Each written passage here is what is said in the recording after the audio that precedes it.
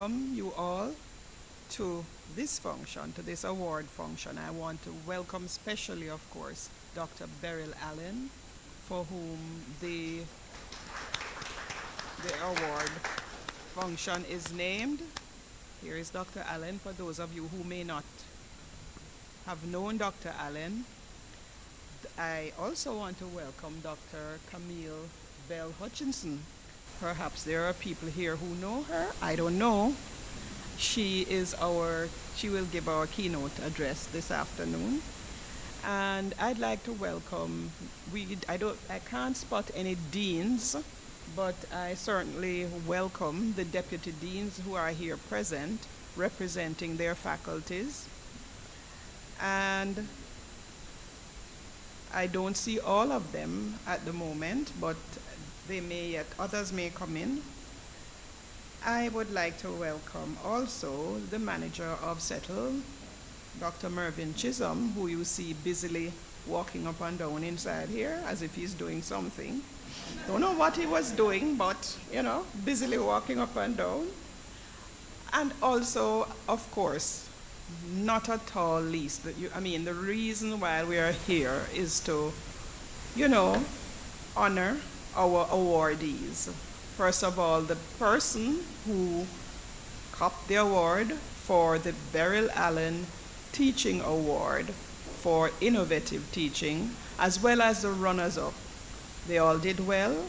From what I understand, the judges had a task to determine who should come out on top. So I'd like to welcome them all and to welcome all the rest of you here who are here to support them. Welcome all. Thank you for making the time to be here with us this afternoon. My name is Charmaine McKenzie, and I am the coordinator of the Office of Online Learning at the Mona campus. I work closely with the CETL, and I am here for better or worse this afternoon. The first thing we'll do is to honor our country by standing to the national anthem, which will be played.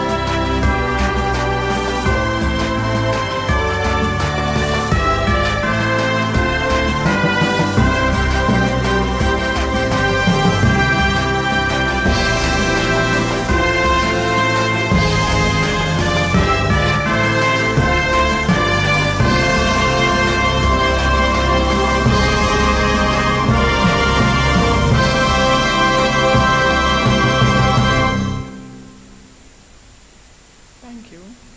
You may be seated.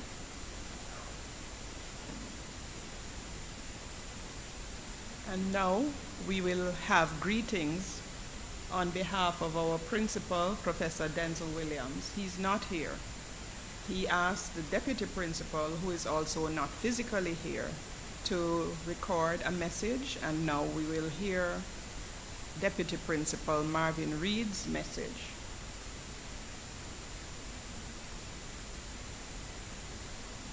Good day, colleagues.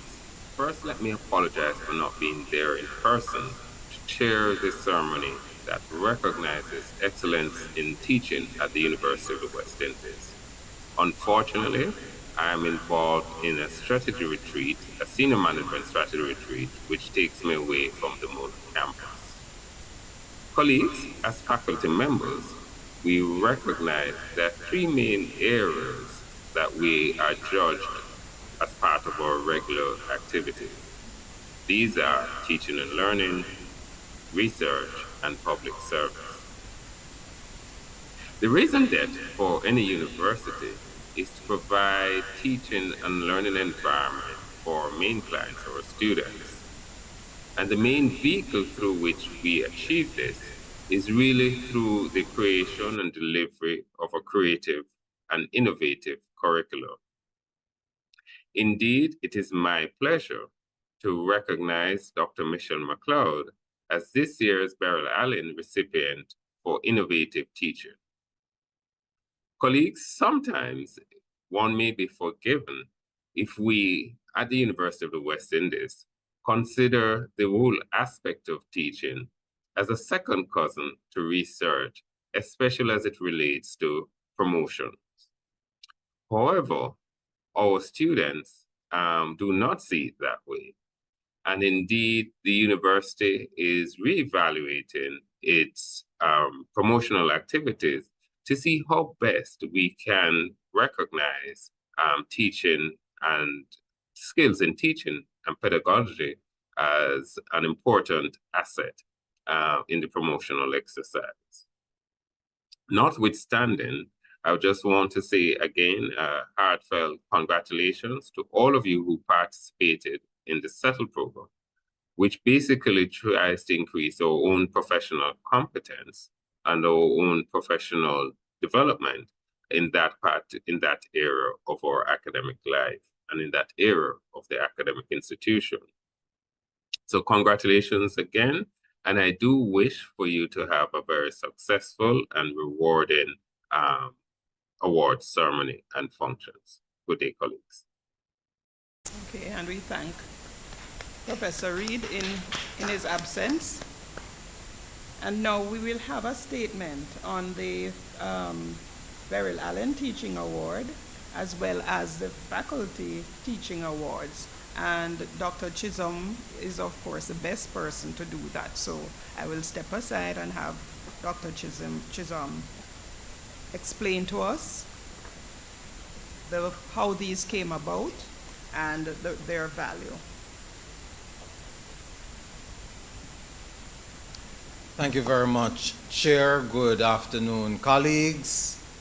And I'd like to join with the Chair in extending welcome and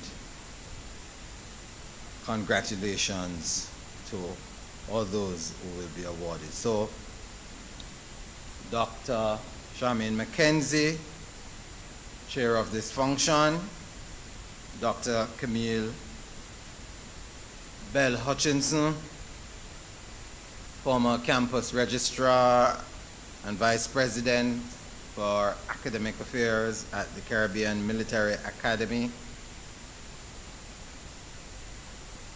Our awardee is inadvertently absent.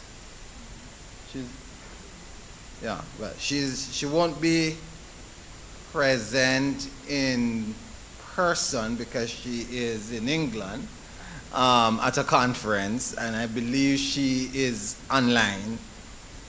And so I want to hail her online in somewhere in England. She told me she would be online, and someone who I haven't seen yet will accept her award, and she has sent us a video recording. Dr. Beryl Allen, former head of the CETL, but under her leadership it was the Instructional Development Unit. I think it was the Faculty Development Unit until it became the Instructional Development Unit. I've only seen one Deputy Dean, Professor Carol James. Who? Oh, okay. Dr. Omar Thomas, who is an awardee in terms of runner-up for the Innovative Teaching Award. So yes, Dr. Omar Thomas, in his own right, is the Deputy Dean of the Faculty of Engineering. All awardees and other members of faculty and students. It is my pleasure and privilege as the coordinator of the Center for Excellence in Teaching and Learning to tell you a little about the activities that we're engaging, but in particular, we want to underscore the Beryl Allen Award and the annual, which is now, what is now becoming an annual affair, the annual Faculty Teaching Awards Ceremony. The principal did ask me, before I forget, to express his regrets at not being able to attend. And in fact, a number of our senior campus leaders are away at a retreat, I'm told, in Montego Bay. We apologize for all of them, and we also apologize that this ceremony is coming so late in the year. We usually have the ceremony in April, and just before the end of the campus, the end of the semester. But unfortunately, we had a lot of personnel issues, and so we were unable to have the function at the usual time. And since I'm making apologies, I would also like to apologize for the fact that we have not been able to get the trophies and the various awards that we need for this afternoon. We will offer you a memento in the form of a certificate which you will exchange for the award once. Well, you don't have to exchange it, but we will use it to replace, can use it to replace the award, the trophy. You know, you can use the certificate to replace the trophy, or you can keep them both, as a matter of fact. So we do expect to have plaques and trophies, but most of us are UWI people, and we do know the situation with the bursary and the fact that the promissory note, or promissory, the purchasing, what we call it, the purchasing order, was not ready on time for deliveries. I apologize profusely on behalf of the CETL and on behalf of the campus. Just as I was coming, Dr. Susan Anderson called me and said, be careful to remember that I am calling you to apologize. So she has sent her regrets. And since she was my teacher in social psychology, I don't want to forget her command for me to personally apologize for her, and further to accept her award and get it to her at some later date. I see Mr. Michael Card there, and he's a very special man because he has assisted us over the years for this function, along with Mr. Nigel Lawrence, and I also would like to name him so that when people are talking about whether or not you're on the 4.5 or above list, don't come to me. Please go to Mr. Card. Mr. Card is a much better guy for you to talk to about that, and he will tell you why, or why you are not, or why you are on the list, because it is done through his office, the former Office of Planning. The work of the CUTL has been primarily that of faculty development. And we're 32 years old now, and over the last 32 years or so, we have tried to engage in activities that will help our faculty to teach better. This Faculty Award Ceremony is indeed a celebratory affair we are celebrating faculty who have contributed to the culture of good teaching that is taking root in our university. And I really mean that. We are contributing, we are celebrating and contributing to the development of a culture of good teaching. Many of you are past students of this institution, and we remember what happened. I reflect all the time on what used to happen in the interfaculty lecture theater, and some of the professors we had in those days, or lecturers we had with pages and pages of folder leaves, and they were so yellow, and they were reading, and you're trying to make notes, and you didn't understand anything. I went through that. That was my experience in quite a few cases.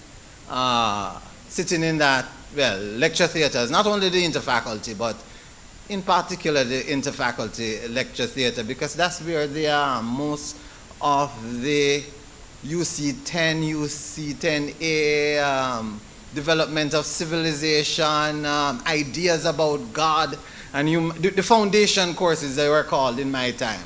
So you see, I'm way back.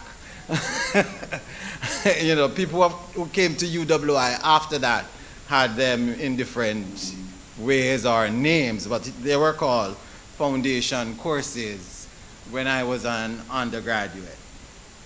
So this afternoon, colleagues, we're celebrating, in the first instance, 3 innovative educators who were the finalists for the Beryl Allen Teaching Award, and they demonstrated innovative teaching in various ways.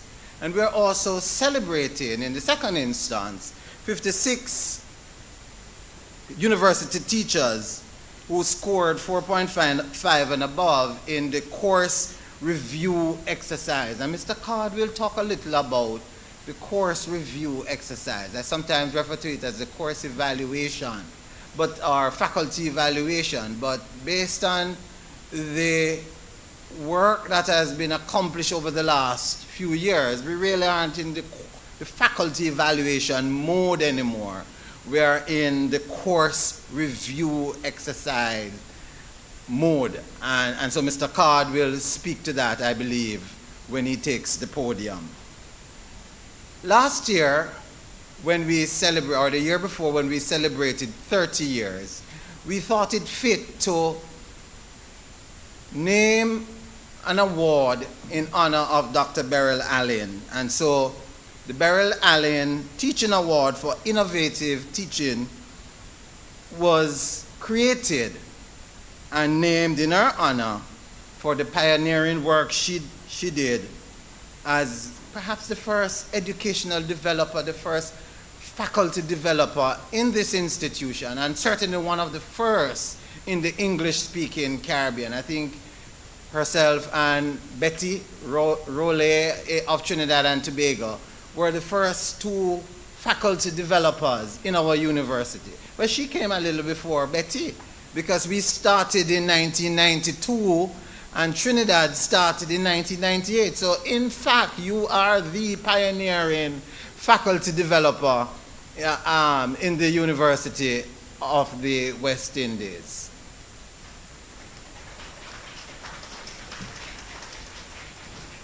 So Dr. Allen gave 15 years of sterling service to the Center for Excellence in Teaching and Learning. Of course, it was known as the Instructional Development Unit. She came across from the School of Education, or the DES, Department of Educational Studies in those days, as a lecturer, senior lecturer in history education. And, you know, she taught me adult education when I was doing my master's. And this is perhaps why I'm here, because I went on to do doctoral work in adult and higher education, and then came back to head the unit. Over the last few months, the CETL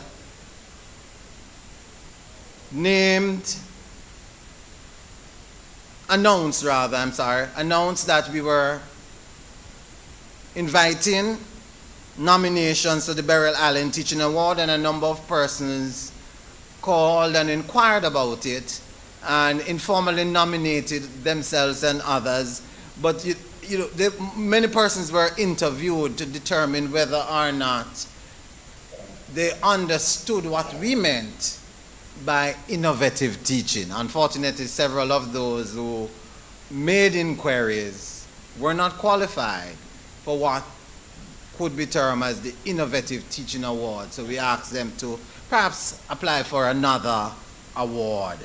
However, 3 outstanding candidates were selected, and those 3 candidates impressed the judges very well, and later on we will have the judges' report. And today, as we will hear formally, but they have been announced informally, that Dr. Michelle McLeod was named as the winner, and Dr. Omar Thomas, who is here with us, as a runner-up, and Dr. Nikisha Spencer from the Faculty of Social Sciences, Department of Economics, was also named as a runner-up. And so I congratulate them and wish them well as they continue to engage in innovative teaching. At the end of this academic year, we will announce that the Guardian Life Teaching Awards are now open. We have had to push that back a little because this is coming so late in the day. But the Guardian Award will be in October, and Guardian has signaled their intention to do something special for us this year. So we're going to invite applicants for the UWI Guardian Life Teaching Award, or Premium Teaching Award, as soon as this is completed. And that is by portfolio as well, so you'll have to create a portfolio. Now, teaching awards have become a standard feature in colleges and university, and a number of persons have called and asked about why we continue to engage in giving teaching awards based on student evaluation and so on. So there is some amount of concern in some quarters of our campus about these teaching awards. And the first deputy principal I worked with in this institution used to say, when I'm not quoting him, but he used to say, if the students say you can't teach, you can't teach.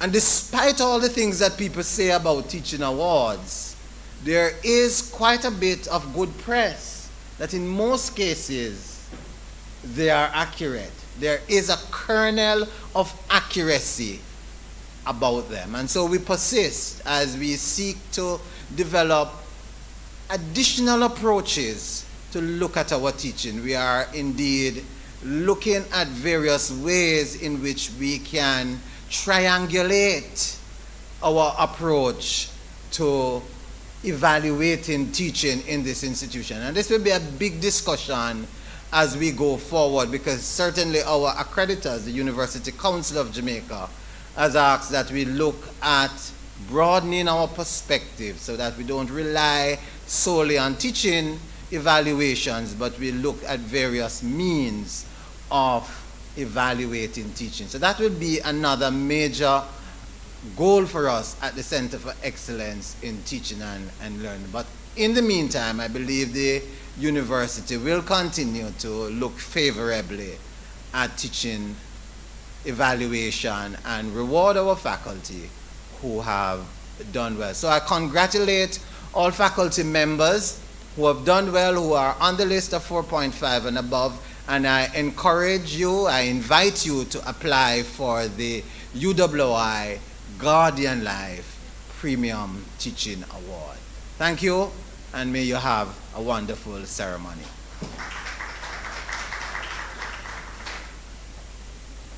Thank you, Dr. Chisholm. Mr. Card, I heard Dr. Chisholm almost throwing you under the bus. You have to come and defend yourself now, please.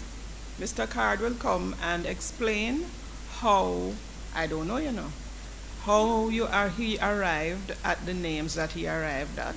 What a tall order. Mr. Card, please.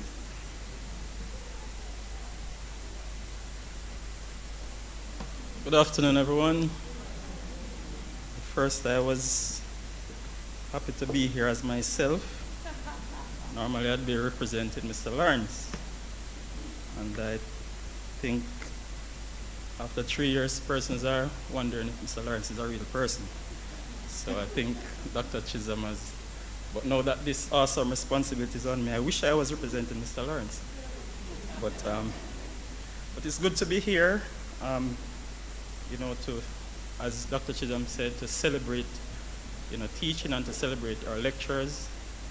I have the fortunate position of not having to teach, but to, produce results for those who do it.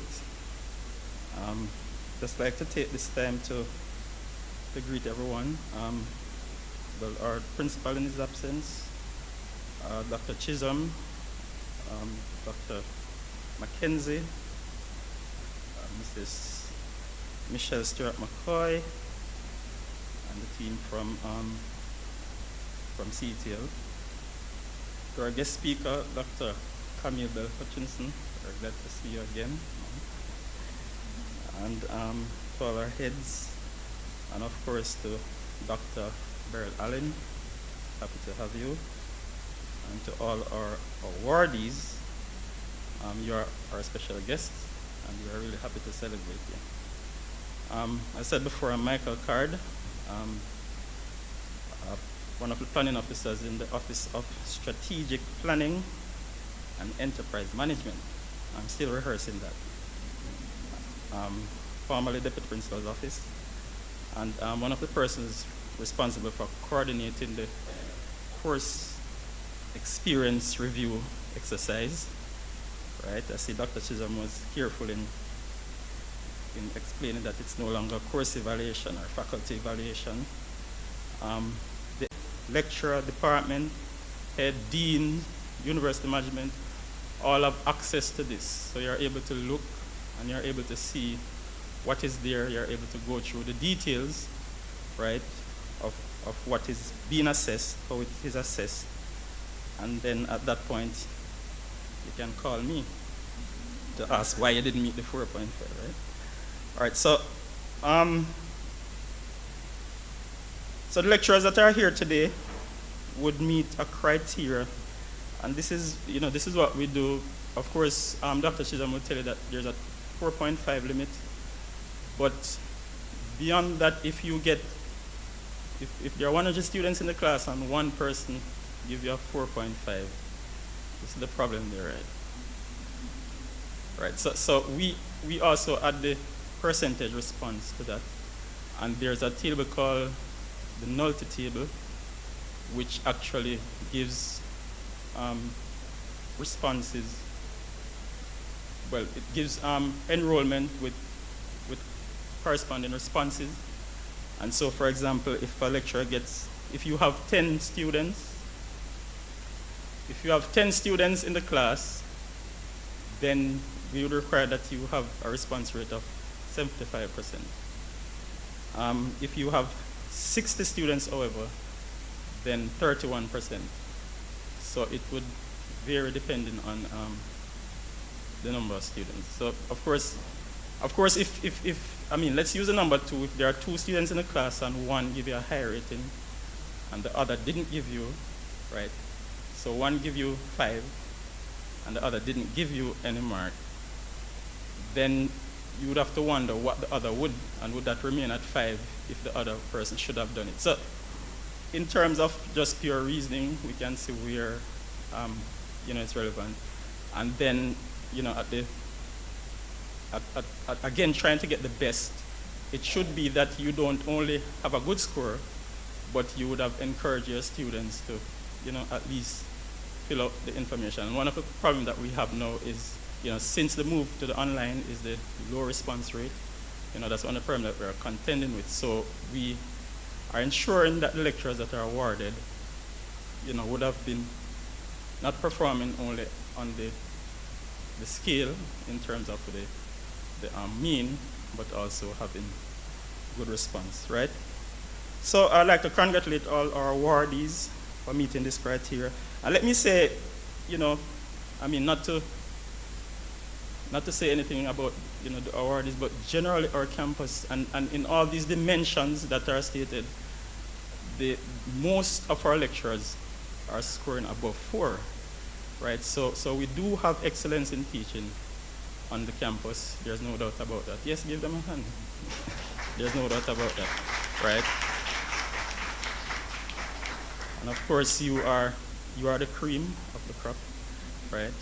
But we do have excellence right across, and you would have to dig deep to find a lecturer that would get, say, below 2. Most lecturers are above 3, at least in the that mean that got you the award, and the majority of our lecturers are above 4. So our lecturers do well in teaching, as in the perspective of from the perspective of students, which is, again, what's important, because if the students think you can't teach, right? So just to congratulate you, and I'm encouraging you to, to be ambassadors of the course experience review exercise. We recognize that, as I said, the low response rates have been an issue since the move to the process online. And from our office, I and Mr. Lawrence, we try to maximize the effort to increase the response rate. Promotional flyers are sent out to students, information to the guild, and things are posted by the guild.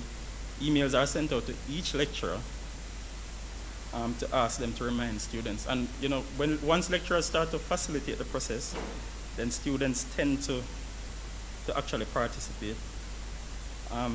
Emails are sent to heads, to deans, to encourage their members to encourage the students. The exercise is incentivized, and we send over 20 reminders to students every semester to their email, right? So we are doing as much as we can, and we continue to invite your participation. And we would like, for us to work to see, with the CETL and our awardees, to see how we can actually improve the process, increase participation, and to make sure that the strategies, get strategies for encouraging participation with our colleagues, so that we can gather meaningful data to drive decision-making process. So thanks to our lecturers for your dedication and hard work. Thanks to Dr. Chisholm and the Center of Excellence in Teaching and Learning for the opportunity to highlight our outstanding lecturers. We look forward to continuing collaboration with you all to improve the process, particularly in increasing participation. Thank you so much.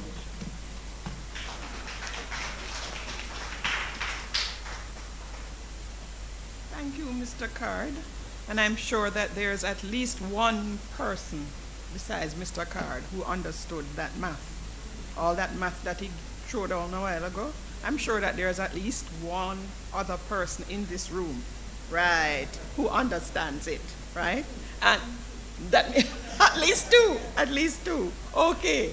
So Mrs. Michelle Stewart McCoy, faculty developer at the CETL, will now introduce one of those other 2 people who understood what Mr. Card was saying, Dr. Camille Bell Hutchinson. So she's no stranger to us here, and she joins us in a different capacity today, though. Ladies and gentlemen, it's still afternoon? Yes, good afternoon. Now, I invite you in a minute or less, without going to the internet, without using AI, and Dr. Camille Bell Hutchinson, you cannot participate, to think of a number. Now, this number is a 3-digit number. The tens digit is 5 times more than the unit digits, and the 100 digit is 8 times less than the tens digit. What is the number? Can't use the internet. Dr. Bell Hutchinson cannot participate. You can't use AI. You have a minute or less. Let me repeat. I am a 3-digit number. My tens digit is 5 times more than my unit digit. The hundreds digit is 8 times less than the tens digit. What number is it? Anybody?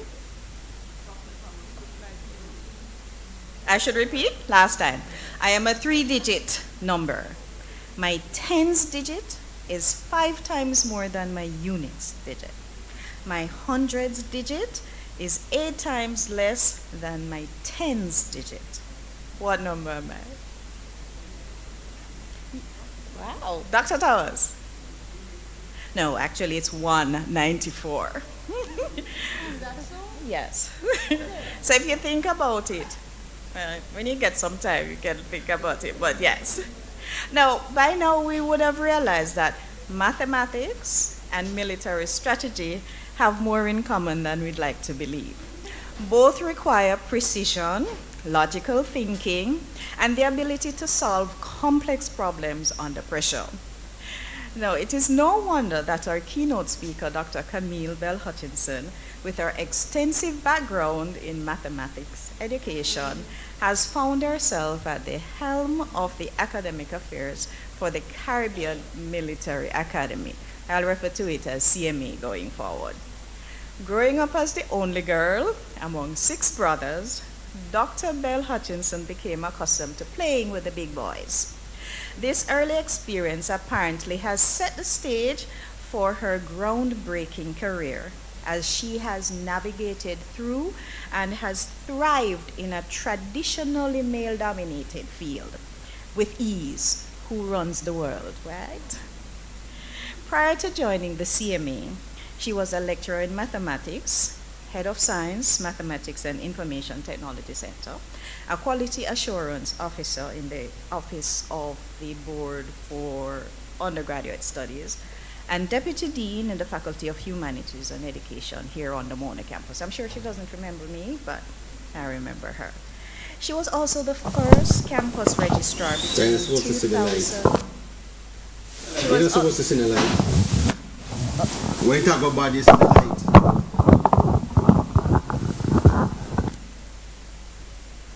We're good? Okay. So she was.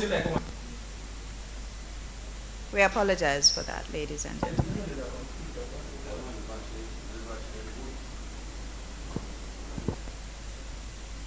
I will cautiously proceed.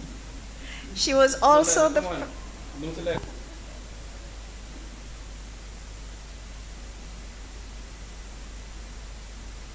We're good? Thank you. She was also the first female campus registrar between 2007 and 2019, and believe me when I tell you, she didn't just take on the role, she transformed it. Dr. Bell Hutchinson has served locally, regionally, and internationally in various capacities. She was a member of the Jamaica National Commission. I'm looking down because I can't miss anything here. For UNESCO, co-chair of the Education Subcommittee of the Commission. She was chief examiner for CXC, Mathematics Education. She was the lead author and the first national mathematics. She was the lead author of the first national mathematics and numeracy policy here in Jamaica. She was a consultant and the lead author on the Handbook for Numeracy Coordinators for the Eastern Caribbean, and she has written several articles and book chapters and has presented at a number of academic conferences on areas including academic quality assurance, mathematical thinking, and student assessment in higher education. Internationally, she was a Caribbean representative on the Organization of American States. She also presented and delivered and presented at specially invited presentations on education and the Caribbean on behalf of the OAS. Are you still the chair for National Maths Advisory? She was the chair, no longer is, for the Mathematics Advisory Committee at the Ministry of Education, Youth and Culture, and she still continues to engage in educational matters. Her academic journey is just as prolific as her professional one. She's a graduate of the UWI Mona. She holds a Bachelor in Science in Mathematics and Chemistry, a postgraduate diploma in education with distinction, no less, a Master of Arts in Education, and a Doctor of Philosophy in Education, specializing in mathematics education. She also has credentials in Human Resource Management from Rutgers University, and also project management from Florida International University, alongside her status as an alumna of Cornell's University. A great woman. As the Vice President of for Academic Affairs for the Caribbean Military Academy, Dr. Belle Hutchinson has been a primary player in the development of administrative and academic structure of the Academy.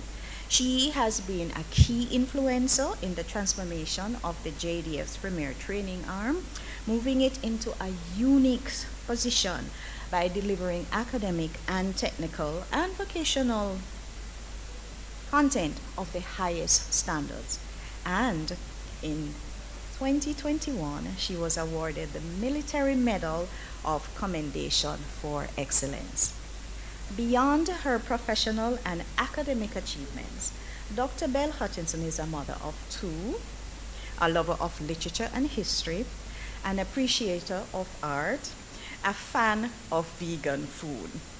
And a little birdie told me, not calling any names, right, Charmaine, that she can enter and outdo any Dancing with the Stars performer.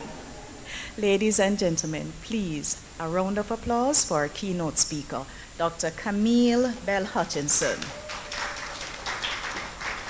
A modern-day Wonder Woman, a girl who runs the world, and a mathematical genius.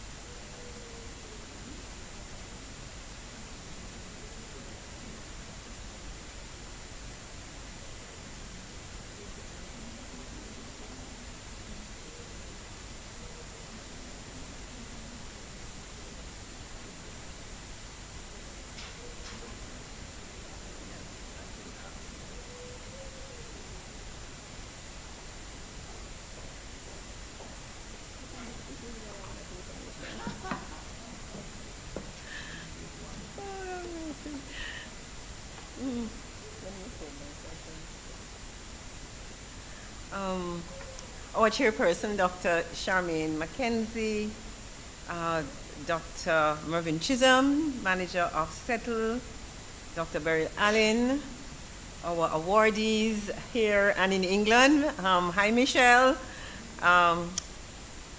Ladies and gentlemen, good afternoon.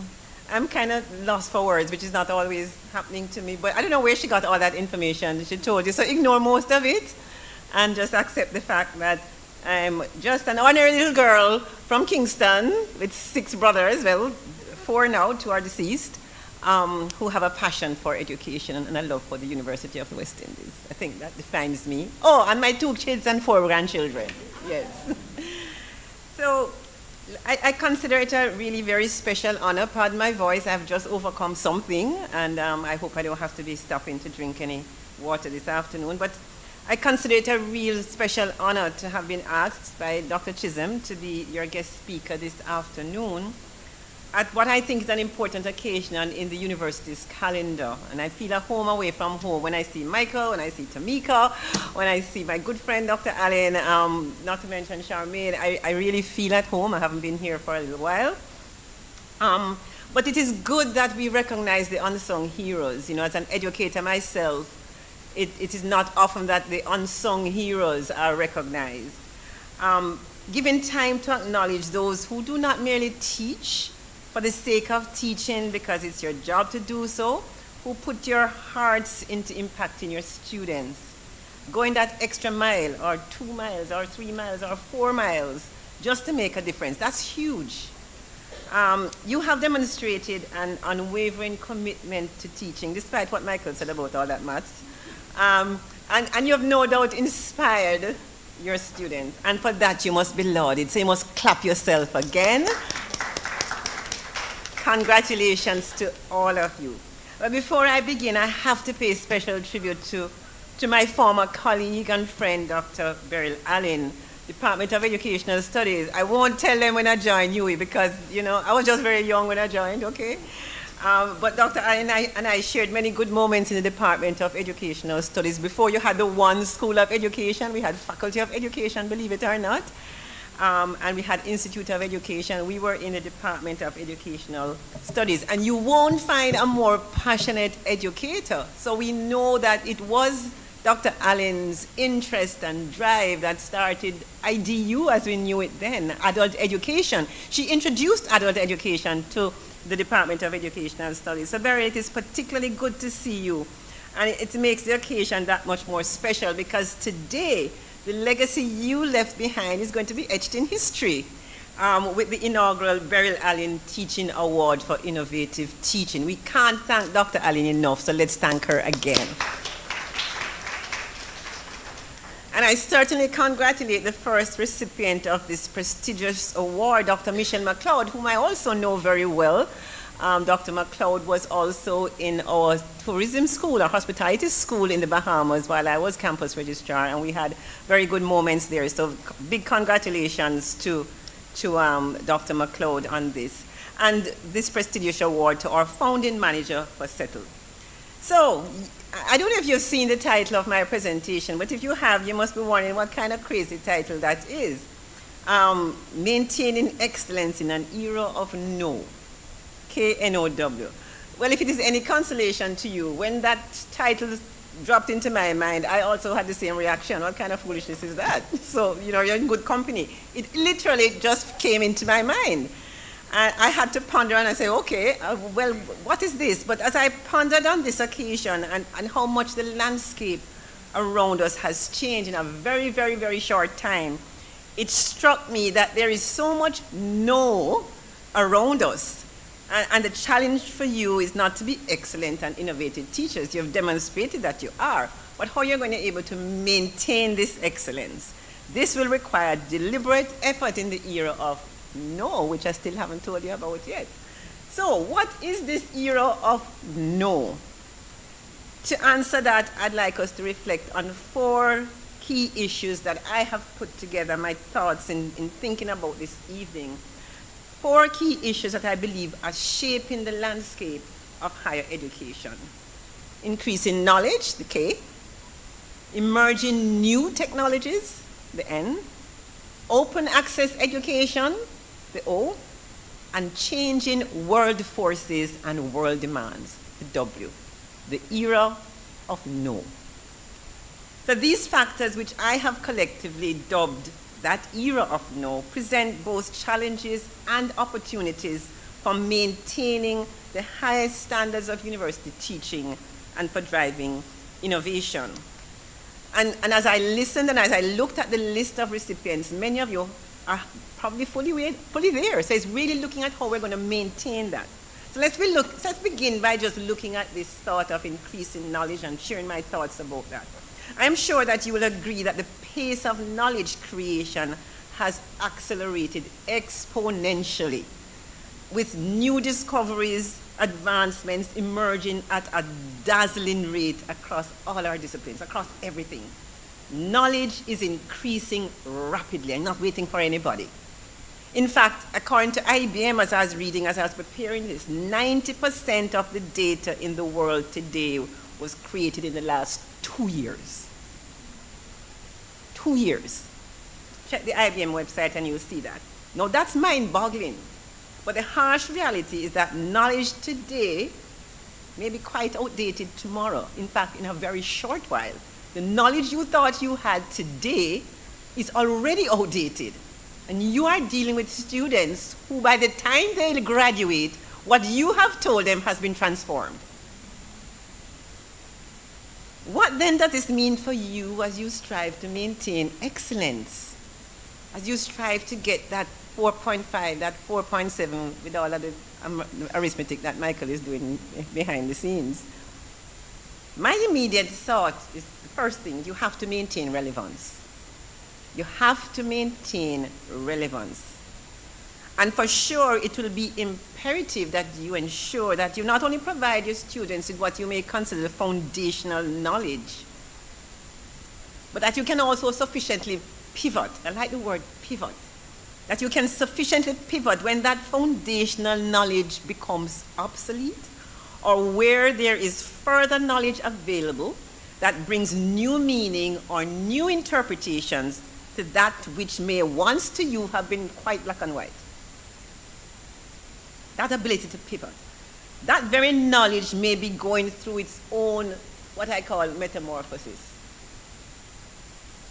To maintain excellence then, I submit that there is an obligation on your part to keep pace with the developments in your field so that when your students leave, they are armed with current and relevant knowledge. But not only that, through your own teaching and your own posture, they should also understand that knowledge is always changing.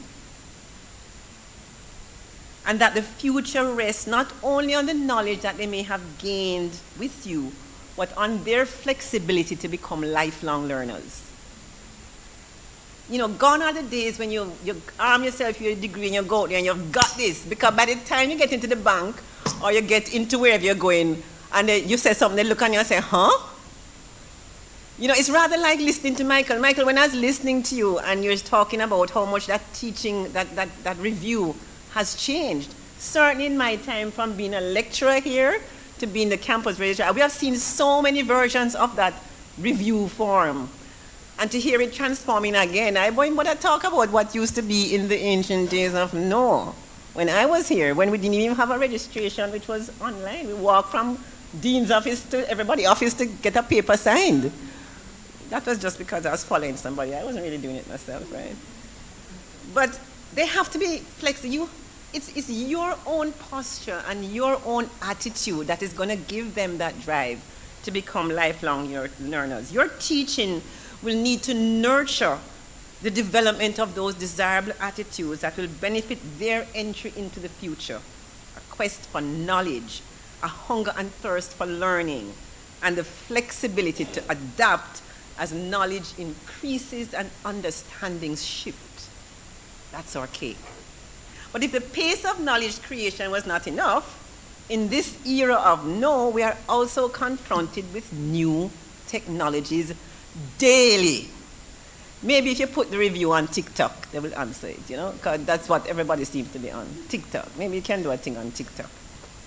Have you ever seen technology moving at a pace that it is moving now? I have never seen it. I mean, daily. The digital revolution has transformed the way we think, the way we teach, and the way we learn. And COVID-19 certainly flung some of us headlong into a space that we never foresaw nor ever imagined. But here we are, on the other side, and we all survived. And as bad as COVID-19 was, we probably are better off in some ways, recognizing that life really isn't this rigid box that we think it might be.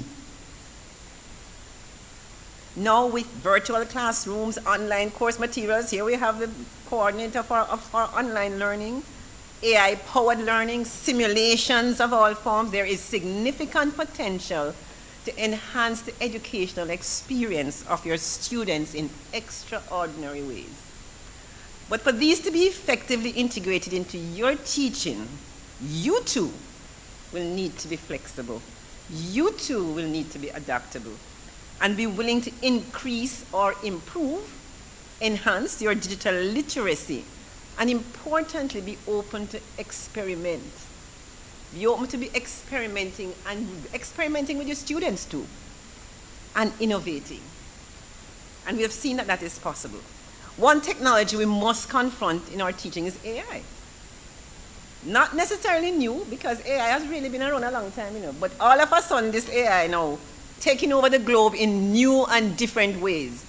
You're talking about deep fake. You're talking about, you don't even know if it's me standing up in front of you. It might be some clone of some sort. You don't even know.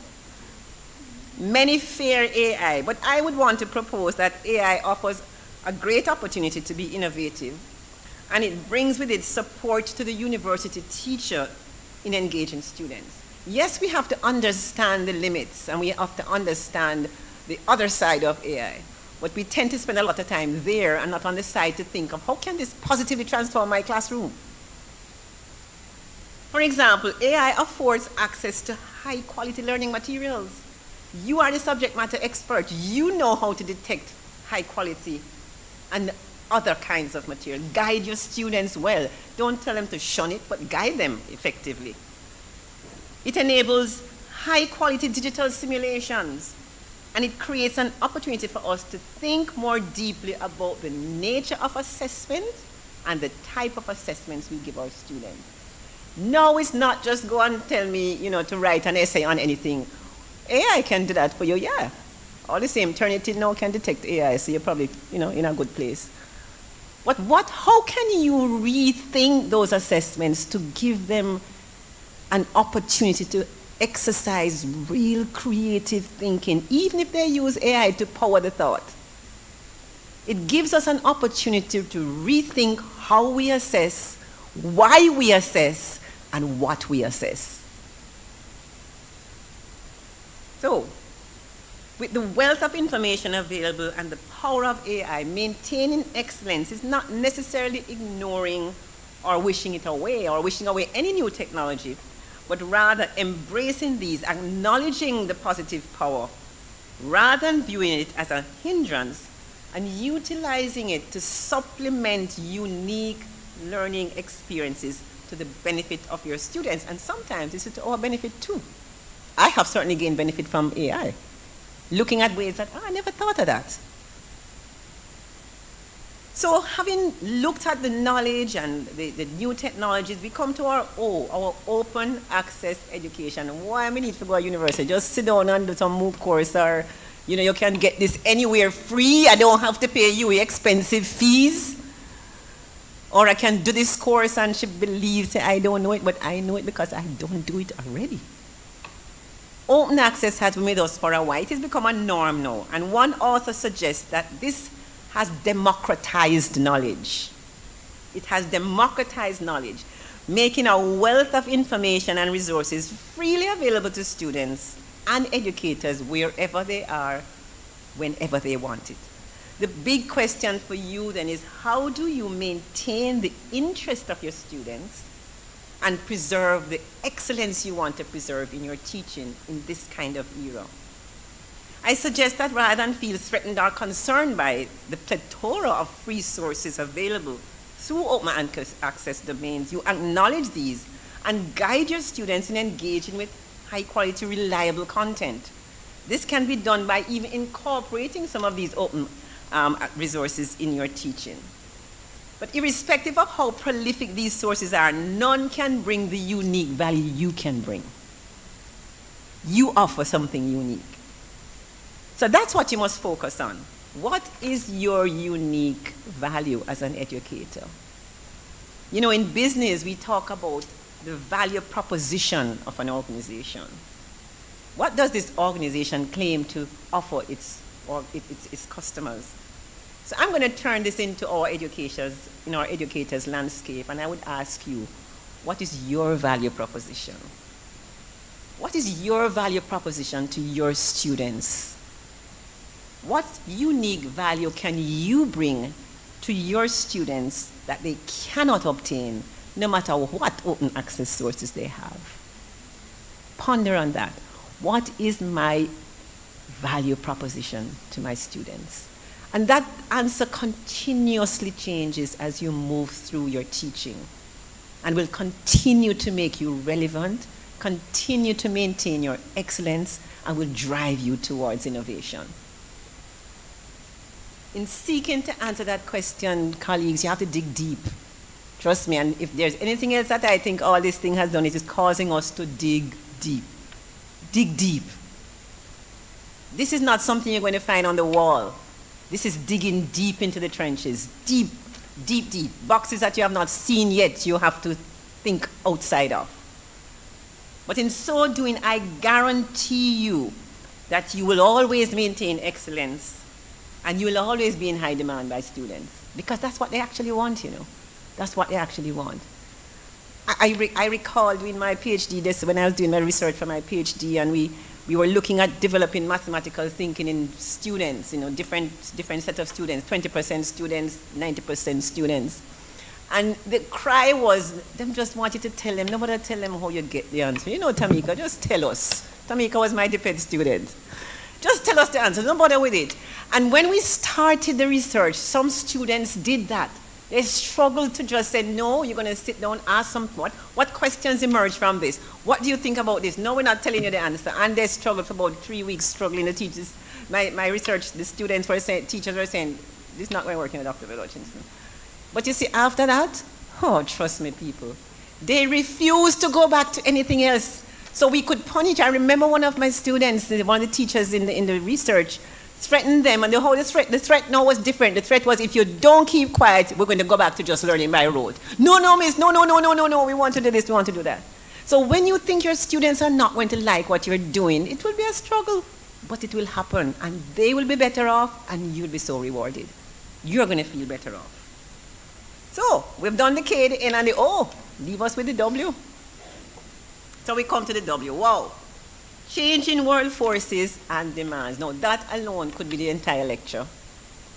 I had to curb myself because Dr. Chisholm gave me a set time to speak for, so I had to contain my excitement.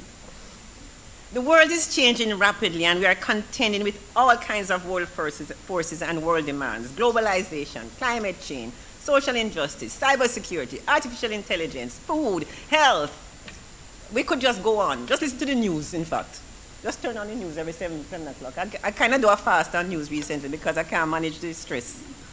The list goes on. What does it mean to you, though, as a university teacher? And some of you may be saying, absolutely nothing. I have a discipline to teach. I teach X, I teach tourism, I teach history, I teach whatever it may be. So what's that got to do with me? I can just do what I have to do. But you are not just a teacher, though. You cause it upon yourself. You're an excellent teacher. You strive for excellence. You make a difference. So you're not just a teacher. You're a teacher driven by excellence, driven by purpose. And so this places an onus on you to take that additional step to ensure that these very dynamic world forces and world demands are not lost on your students.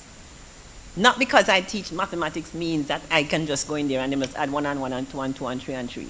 No, it don't work so. If I'm going to make a difference, they must understand world forces and world demands. What does that mean to me as a global citizen, as a university teacher, and even as a high school teacher or a primary school teacher? So I'm not going to give you the kind of question that my hostess gave today, because let me tell you, I didn't even think about your question, right? Because one of the things you need to know about maths educators, when questions like that come up, they shudder and they say, no, I'm not going to try that. Because they're going to say, oh, you must know Dr. Bell Hutchinson. No, I do not know. So in my own discipline of maths education, there's a whole area of study that examines maths education as social injustice. Mathematics education as social injustice. And every time I used to give my high degree students that, or even mention it in undergrad programs, they really look and say, lady, you know where I come here to do? Social injustice. But research shows that the teaching of mathematics can perpetuate social injustice in so many ways. So these world forces I'm talking about are not as far-fetched as you may imagine in the context of teaching and learning in your own discipline. It should not be considered extraneous to your pedagogy as you try to maintain excellence. How can you make your students aware of these issues within the very context of your discipline without doing any violation to your discipline? How can you help to develop conscious individuals who understand the importance of knowing the forces that are shaping the world you're sending them out into? I put forward to you that whatever you teach, as you strive to maintain excellence in your teaching, there comes a concomitant responsibility to facilitate the development of individuals who are well aware of the global issues around them, what shapes those issues, the role these very issues will play in their own future, personally and professionally. That's part of maintaining excellence in teaching.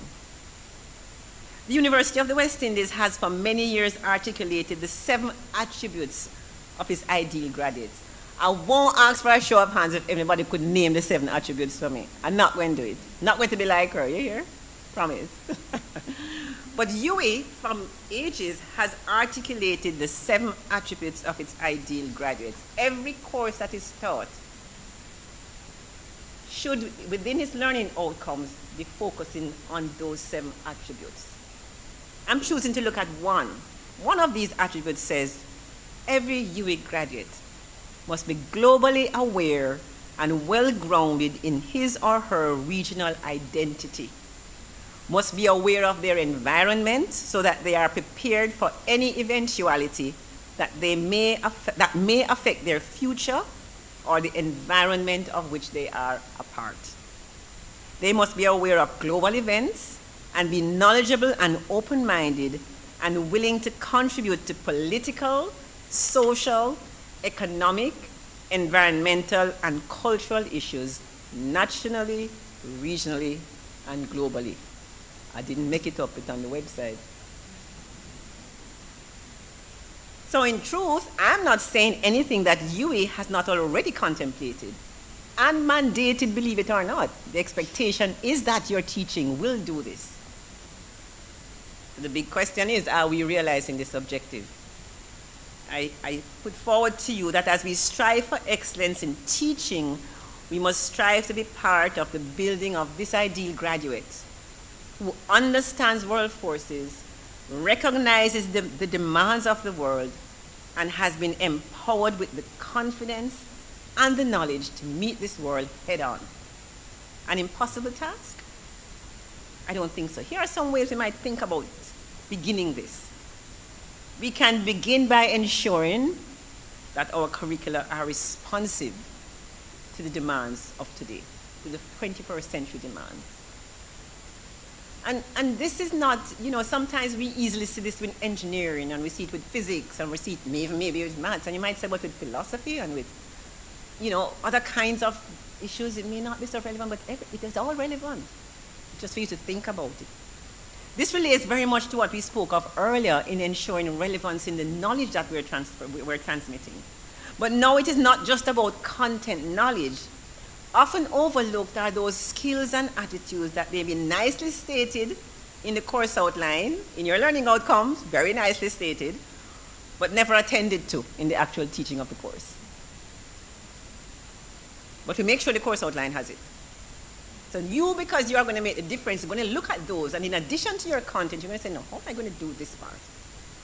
In this era more than ever before, it is vital that we pay attention to those desirable skills and attitudes that allow our students to demonstrate not just their book learning, but giving them opportunities to engage meaningfully with content within the context of the world issues as they develop desirable attitudes towards these. So let me again use maths education as an example. Sorry, I can only use what I know because I can find an example I think that will explain it. So in maths education, we often ask our students to develop a curriculum for teaching some aspect of mathematics, say in a particular grade. Well-known assignment that students will get. That by itself could be seen as sufficient to meet the objectives of the course. They need to be able to develop a curriculum. But if we approach our teaching in the way I'm suggesting, with an intent to also try to build social consciousness and awareness of the societal issues that impact learners, we could include an additional component. Here's one thought. We could add something like, discuss how this curriculum ensures access to students in underserved communities and is free from bias of any particular group of students. You see the shift? So we are speaking about mathematics, but they are confronting issues right in front of them for the learners in underserved communities when they set some kind of project or something that they can't even relate to, or they use technology which we'll never have. Are you perpetuating the very injustice they're fighting against? What this does is forces the teachers to not just apply the book knowledge of mathematics and the curriculum, which they probably can, but think deeply about how am I going to make that difference? How am I going to be an excellent teacher? How am I going to make the students aware that there are societal issues and they must think about it when they go into those classrooms to teach? And don't just set the question them out of the book, numbers 1 to 5, do it for your homework. What is it doing? It is forcing the teachers in learning to grapple with issues confronting not only their society, but it's in the wider world. Anywhere you look, you will see it. And allowing them to think deeply about the context of their teaching without regurgitating it. So what is my point here to you as we try to maintain excellence and innovate?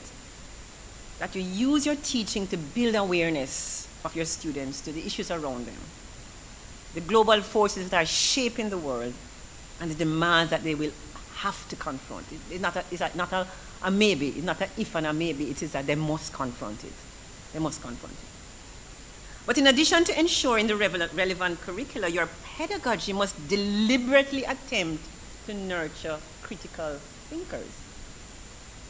Persons with the ability, I heard it earlier, to analyze complex issues and find solutions to non-routine problems. They can always solve the problems that they see every day. That's why they pass CXC, they practice it enough. But that don't mean they can solve any problems after the exam. Research has shown time and time again that Paulo Freire's banking concept of education, which I know Beryl knows very well, where we deposit information into our students' head and then we later withdraw it for exams, doesn't work. Doesn't make thinkers. It makes regurgitators. It is ill-suited for developing thinkers. And I know you know that because you wouldn't get 4.5. No matter what card do it is arithmetic. This era of no needs thinkers. The global environment needs innovators, and the environment needs adaptable individuals. We've spoken about the adaptability and the flexibility. The ability to shift the thinking, adapt to different situations, who are not wedded to only one way of doing things, who are open-minded, persons with an understanding, for example, of community, and who have a sense of purpose and social responsibility. But to develop them, they have to see it in you. It is in your classrooms that these people are made. So be a model for your students. Be open-minded because you ask them to be open-minded. Be adaptable because you're asking them to be adaptable. Let them see the model of what you're saying in you as you strive to maintain your excellence. Demonstrate the thinking and the behaviors you wish to inculcate in your students. Become more self-aware. Maybe that's where I'll end that part. Become more self-aware. And being self-aware by itself is another whole lecture, just like, I was saying that the world forces is. Being self-aware is a whole lecture unto itself, but it's a critical attribute for all persons, but especially for the university teacher. The literature is absolutely clear that high self-aware in your teachers enhances effectiveness, authenticity, and the ability to positively influence your students. So practice the art of self-awareness. And if you've never done that, YouTube full of it. Good sites. Get to know you. Because in knowing you, you will better understand what you can offer to make that unique contribution to your students in this time. The era of no. So as I close, hope I'm in my 20 minutes, sir. Let me remind you, as a good teacher, we have to go and reflect on what we said. So let me remind you, as a good teacher, I hope I still am. Let me remind you of the basic tenets we have said, that in this era of no, it's important to maintain excellence. And I've tried to give you some ideas of what that no means and how we could do this. So, as we try to increase knowledge, or we think of the era of increasing knowledge, we're saying lifelong learning and a commitment to ongoing professional growth must be the hallmarks of your practice to ensure that you stay apace with the developments in your field. Embrace new technologies and use these as opportunities to make your teaching more effective. Maintaining excellence is not necessarily ignoring AI, but embracing the power of AI, not seeing it as a hindrance, but using it to supplement the unique learning experiences to benefit your students. In confronting open access education, I reminded you that we probably need to think about the value proposition you bring to your students. Seek to answer that question for yourself. What is my value proposition for my students? So that you can add that unique value that no amount of exposure to open access sources can take away. And finally, as we confront world forces and respond to world demands, be a model for your students. Be the person you want to see them become. Practice self-awareness so that you can be as effective as you can in building the world citizen that we want and in ensuring that you maintain excellence and drive innovation in your teaching. Congratulations again to all the awardees, and thank you very much for listening.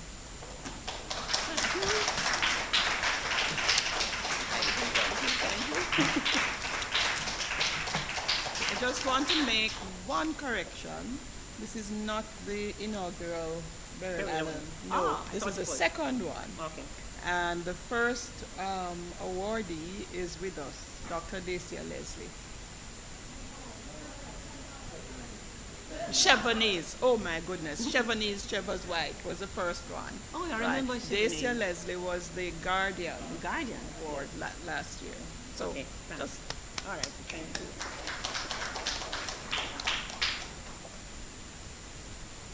And so now we can move to our item of music. Is it one item? Two items, okay. And so we will hear from Mrs. Corinne Fraser. Okay.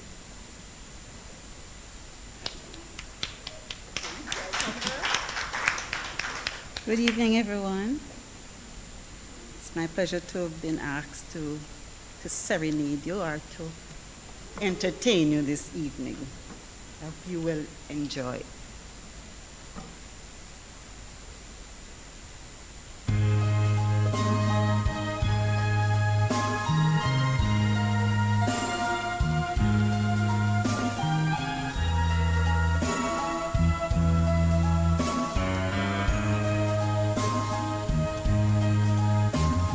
To dream the impossible dream, to fight the unbeatable foe, to bear with unbearable sorrow, to run where the brave dare not go, to right the unrightable wrong, to love pure and chaste from afar,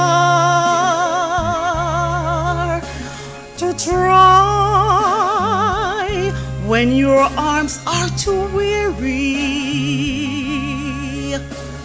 to reach the unreachable soul.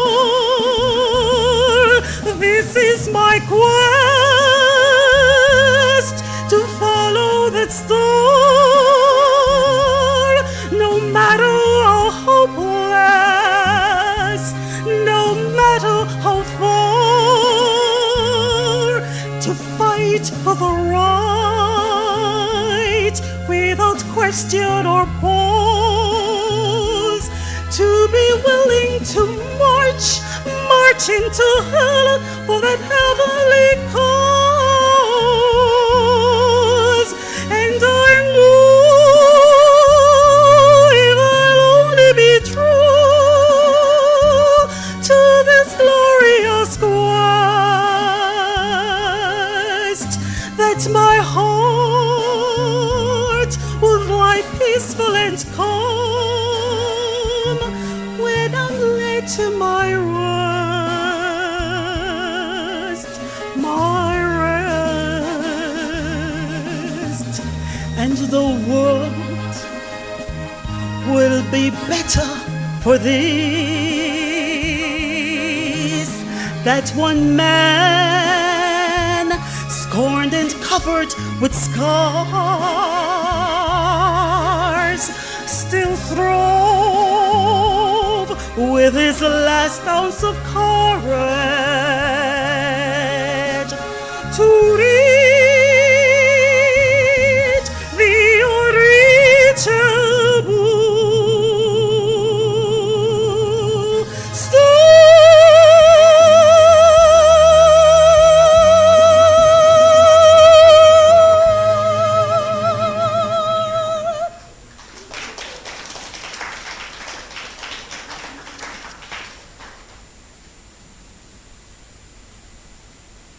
We're talking about stars and to reach. The next one is called To Reach Our Stars, Our Goals. The next one is Reach. Famously sung by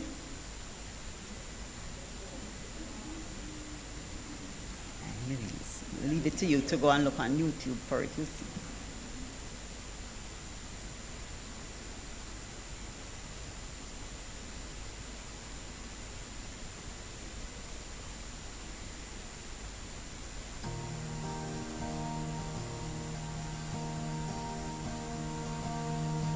Some dreams live on in time forever.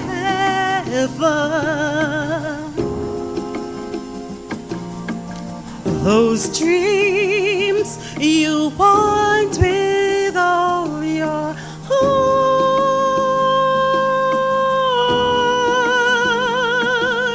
and I'll do whatever it takes.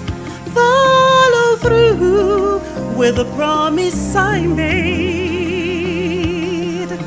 Put it on the line. What I hoped for at last would be mine. If I could reach higher, just for one moment touch the sky. From that one moment in my life, I'm gonna be stronger. Know that I've tried my very best. I put my spirit to the test. If I could reach,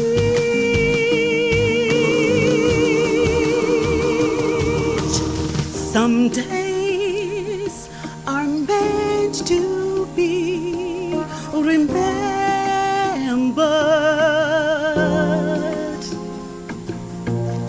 Those days we rise above the stars.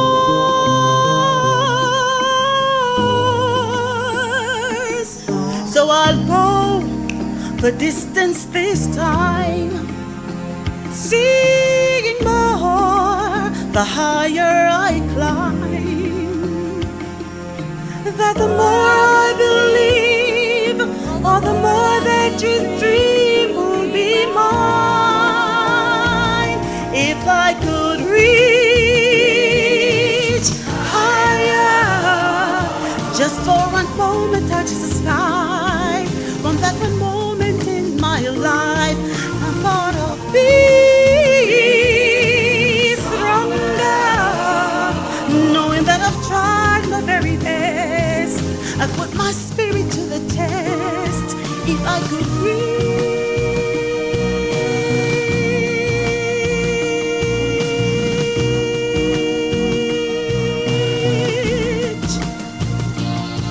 if I could reach higher, just for one moment touch the sky. That one moment in my life, I'm gonna be stronger. Trying my very best, my spirit to the test.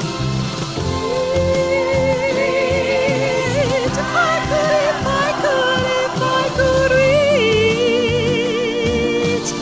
reach, I'd reach, I'd reach, I'd reach, I'd reach so much higher.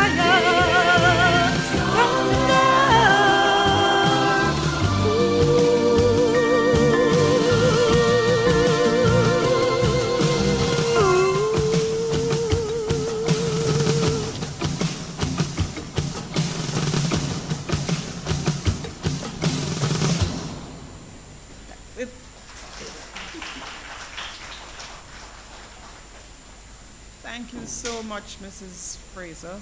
Such appropriate, two very appropriate songs. Thank you so much. And now we will have the judges' report. That is going to be a video recording of Dr. Sylvia Henry, who is the director of CETL in Cave Hill. She was the chair of the panel of judges, and the other judges on the panel were Dr. Leroy Hill of the St. Augustine campus and Mrs. Elia Grant Fraser of the Global Campus's Center of Excellence called VCETL, Virtual CETL. Those were the members of the judging panel. And Dr. Henry, we'll hear from her now as the chair, as she announces officially, what we all already know.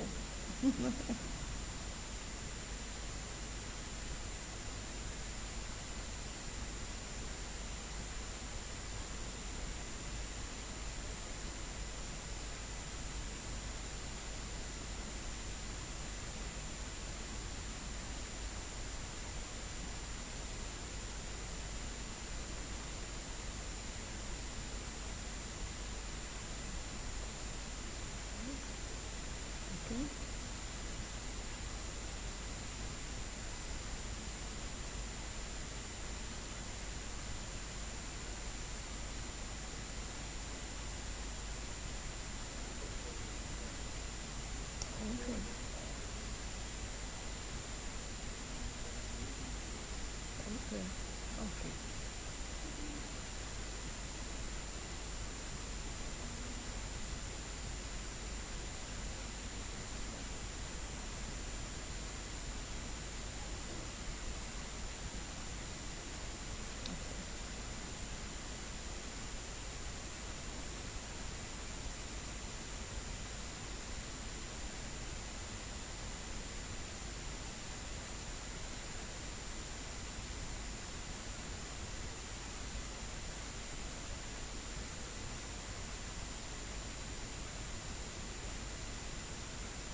Ladies and gentlemen, I am Dr. Sylvia Henry, Director of the Center for Excellence in Teaching and Learning at the Cave Hill campus in Barbados. As the saying goes, the reward for good work is always more work. Therefore, once again, Dr. Chisholm and his team have given Dr. Leroy Hill, Director of the Center for Excellence in Teaching and Learning at the St. Augustine campus, and I, the task of reviewing the applications submitted for the Beryl Allen Teaching Award for Innovative Teaching. And this year, Dr. Grant Fraser from the Global Campus has been commissioned as well. But undoubtedly, it is an honor to participate in any activity that acclaims the work of Dr. Beryl Allen. Therefore, Dr. Leroy Hill, Dr. Grant Fraser, and I are very pleased to review these applications. First of all, we commend all applicants and encourage those who are doing exceptional and innovative work in teaching to consider vying for this award next year. Given the stated criteria, we utilize a rubric for fairness and transparency. We received 3 completed applications and judged them under the broad categories of pedagogical innovation with 5 subsections and curriculum innovation with 3 subsections. Generally, we were quite impressed with the creativity, the quality of the portfolios. Among the 3 and at varying levels, the evidence represented good evidence of inclusivity in teaching and learning, excellent examples of student engagement in diverse ways within the classroom and at external activities, showed effective use of student and peer feedback as evidence of teaching innovation and effectiveness, the practice of research-oriented teaching, and very strong, subtle evidence was there, diversity of assessment methods, incorporation of innovative projects that result in real life or authentic learning. We saw good use of technology as a tool for innovative teaching, and of course, engagement in continuous professional development was quite evident. So with all that said, on behalf of the selection team, I am extremely pleased to announce that the unanimous decision was made to award Dr. Michelle McLeod, Senior Lecturer, Mona School of Business and Management, the University of the West Indies, Mona Campus, Jamaica, the Beryl Allen Teaching Award for Innovative Teaching. We extend heartiest congratulations to you and encourage you to accept and carry this award with pride. Congratulations.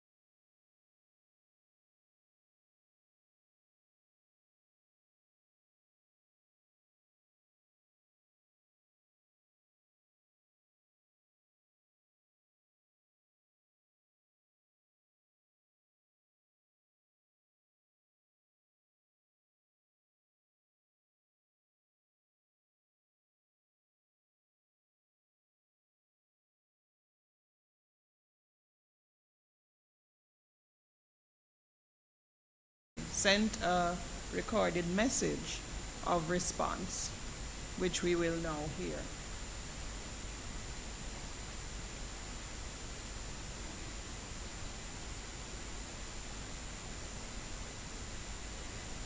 Good day.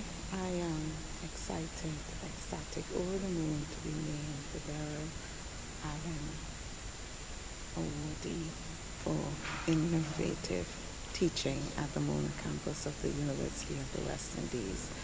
As I think about it now, this has been quite a journey, and I'm thankful for the Tourism Academy, those who would have nurtured my teaching and learning skills in higher education.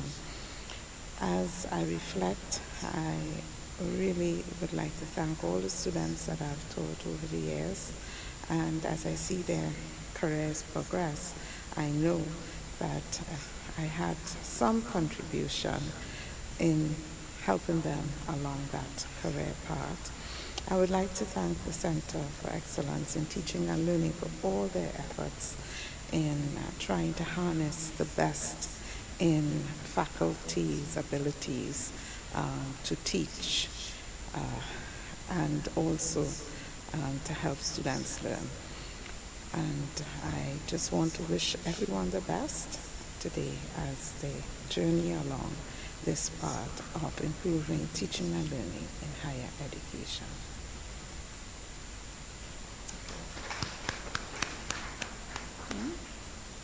And our runners-up are Dr. Nikisha Spencer of the Department of Economics. Here's Dr. Spencer, and Dr. Omar Thomas of the Faculty of Engineering. And again, we would like to make a presentation to them. And again, as I say, this is not where it ends. This is just for Mr. Spalding for today.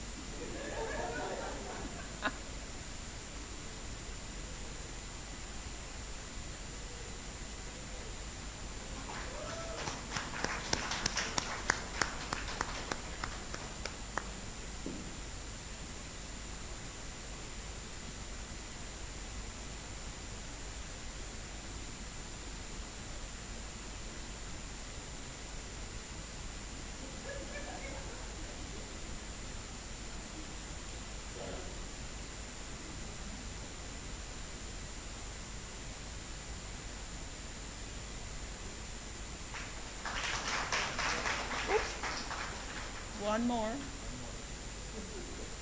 Not yet, Dr. Allen.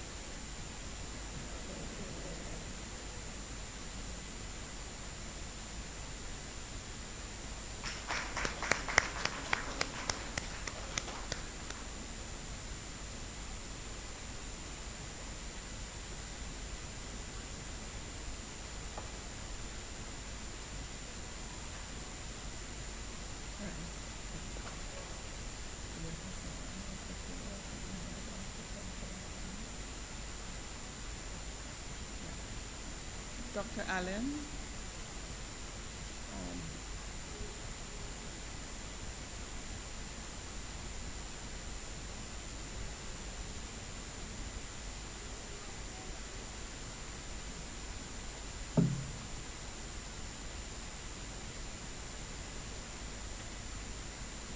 It has been a matter of great pride for me to see the lengths to which we have gone, starting from a simple, encounter with innovative teaching, testing it out with children in the first and second form, just because I was introduced to it in the context of adult learning, and we had my PhD thesis examined methodologies appropriate for teaching educators in the professions.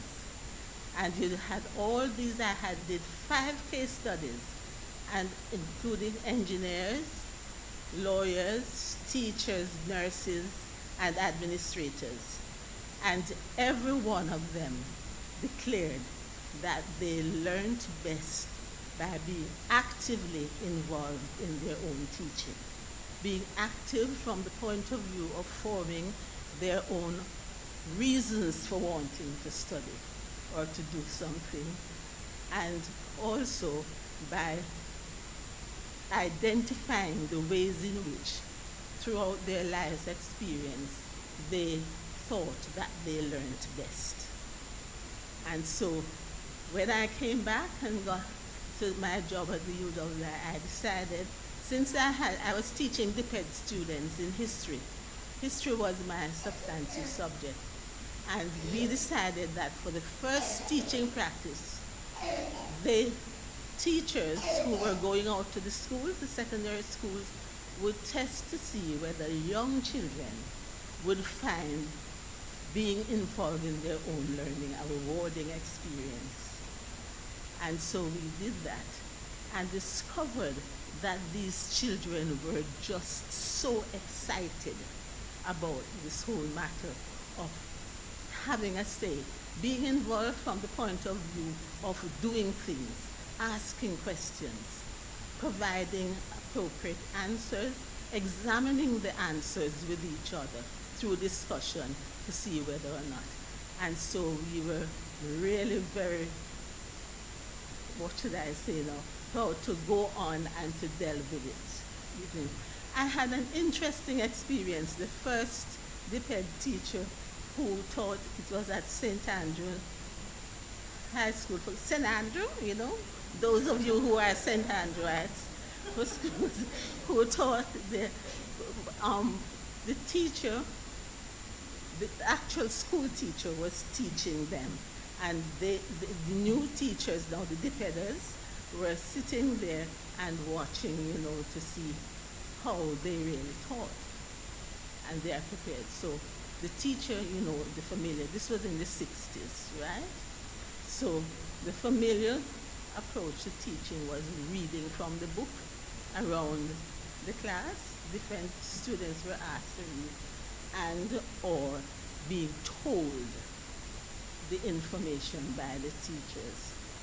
And so the teacher had them read a section in the book. Each child had her own book, and she asked a question after, and the first girl who put up her hand gave an answer which I thought was exciting. And the teacher said, wrong. And she went around the room and she was getting answers where the children were not repeating verbatim what was read to them, but was actually formulating it from their understanding of how it is. And when the teacher accepted the girl who reported directly, quoted what was written in the book, and the little girl who had answered first turned to me, I was sitting right behind her, and she said, then it wasn't that I did say, ma'am. Because she had given the correct answer and in a manner that was exciting because it showed that she had interpreted it, she understood it, and she applied it to the people. So that reinforced her determination, and I watched over the years our teachers becoming so, or adults now, teachers, going out and inspiring children to want to learn, to create. They told stories. One last thing, I know I'm going on forever, but it's part of my excitement in teaching. I was supervising my DPED teachers at JC, Jamaica College, and then we had, I don't know how many of you know of the famous Mavis Burke. She was my tutor then. She was a Jamaican historian and went to, you know, very famous. And so I was teaching about China and, you know, about how they traveled around and the farming methods and the landscapes, you know, and that sort of thing. And I came to, what is the bicycle sort of thing that they rode on in China? What is it called again? Rickshaw or something like that? Yeah, this has been years, but that one. And I started now my explanation of how it worked. And a youngster, this was first form, you know, but he was a huge one. And he stood up and said, no, ma'am, no, miss, that's not how it works. And I said, oh, I was a bit taken aback, you know, but I said, oh, you seem to know, to have some first-hand experience. Yes, ma'am, I've only just returned from China. His father was an agriculturalist, and he had taken his children there for some period, you know, and he took over the class. And I was there wondering, no, Miss Burke is sitting in the back, and I said, I wonder if I'm doing well. Oh, I was the DPEDer. No, but I was teaching, and wonder if I'm doing the right thing. And we had an exciting class. And the students started asking him questions too, and everybody was learning. And at the end, my tutor commended me for taking that approach, allowing him to show what he knew, you know. So we had lots of reinforcement. So I hope that you teachers who have been introduced to innovative teaching methods will have found similar experiences to mine, and that you will be encouraged to continue the process. Be exciting teachers. Bye. Wait, Dr. Allen, wait. Have a little something for you.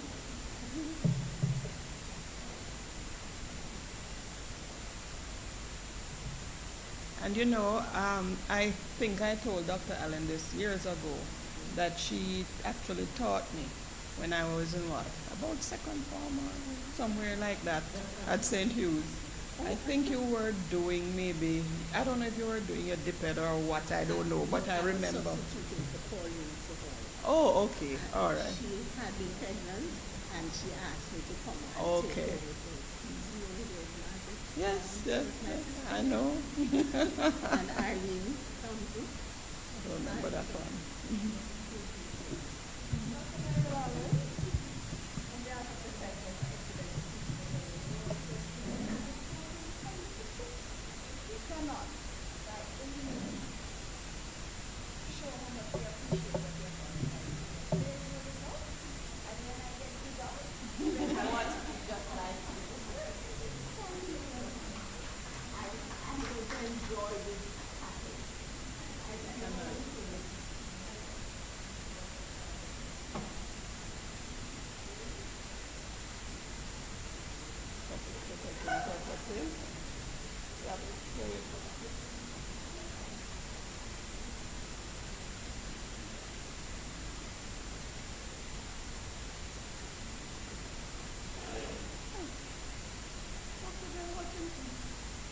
There's one for you.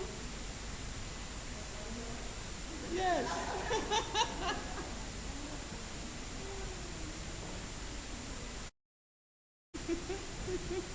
You're in the presence of it.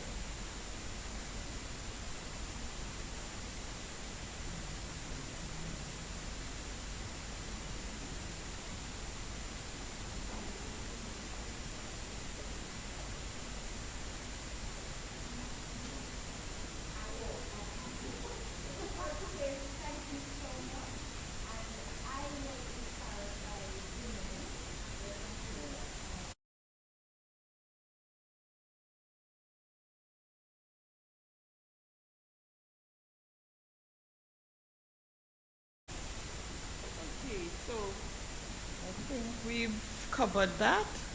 So we now move on to the next part of the program, the presentation of awards to faculty scoring high marks on the student evaluation of teaching. And we'll do this by faculty. And the program says that the deans are to present. As we said earlier, deans are all involved in the retreat outside of Kingston, so they are not here.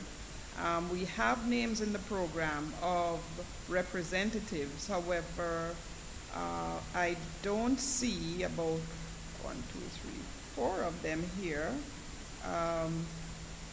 I see one representative, Professor Carol James, Deputy Dean of the Faculty of Social Sciences. However, we start from the humanities. Is there anyone here who is representing Professor Cohenberg?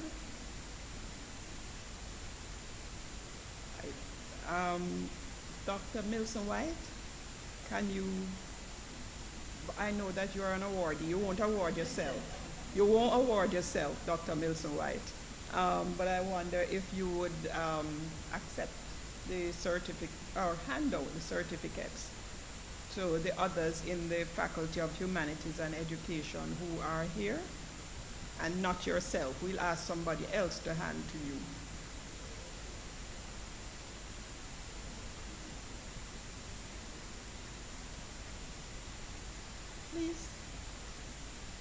step up? And I'll call the names. I'll call names. I know that several are not here. First of all, Dr. Anderson, we heard, sent apologies. We have Kishi Anderson Leachman. Is she here? Okay, thanks. Sharon Anderson Morgan.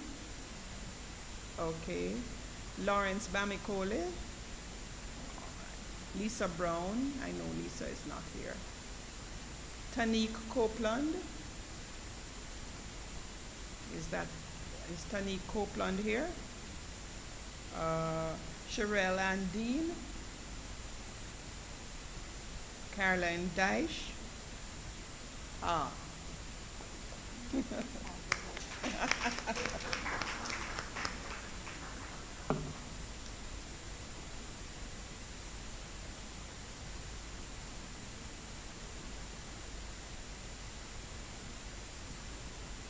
Thank you. Zoya Kincaid Clark. Okay.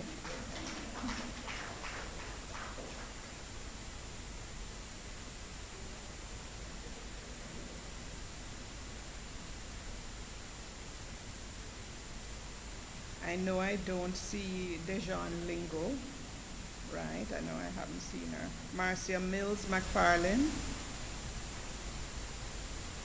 And we have Vivette Milson White. I'm going to ask Dr. Bell Hutchinson to just do the honors. Anyway.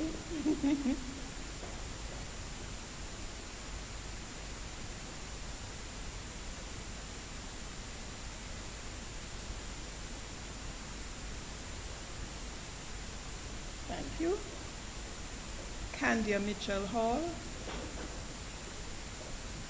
Not here. Simeon Mohan Singh. Tanisha Morris. And I know Renee Nelson is not here. Grace Perez. Carmel Roof. Okay. Bettine Ross Laws. Okay. Isis Semaj Hall. Helene Sewell Aiton. Okay.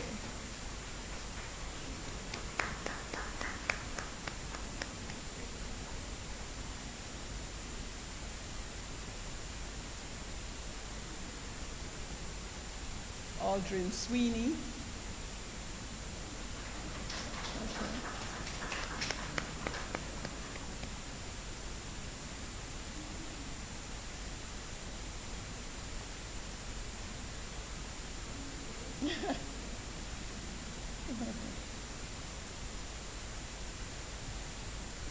Lisa Tomlinson.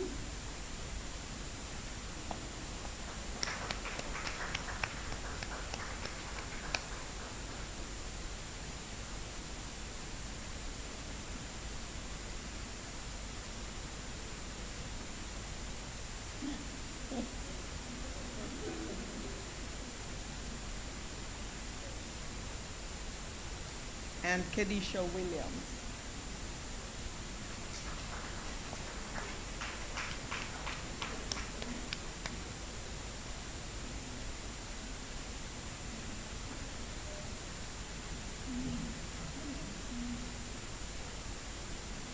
Okay, so thank you, Dr. Milson White. And just a reminder that your plaques are on the way, okay? They're on the way somewhere out in the ocean, coming along, right? From the Faculty of Engineering, we have Dr. Omar Thomas. If we have, is Robert Bihari here? Aha, okay, thank you. So Dr. Thomas will do the honors for us.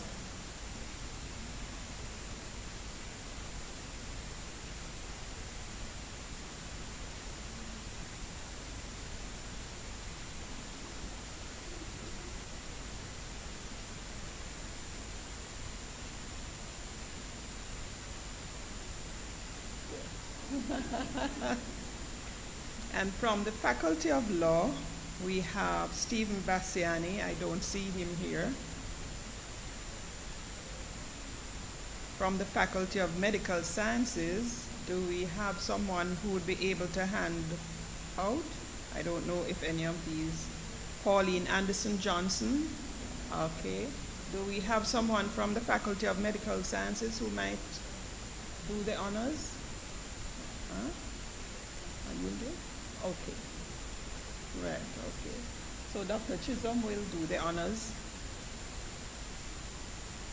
So Pauline Anderson Johnson, please.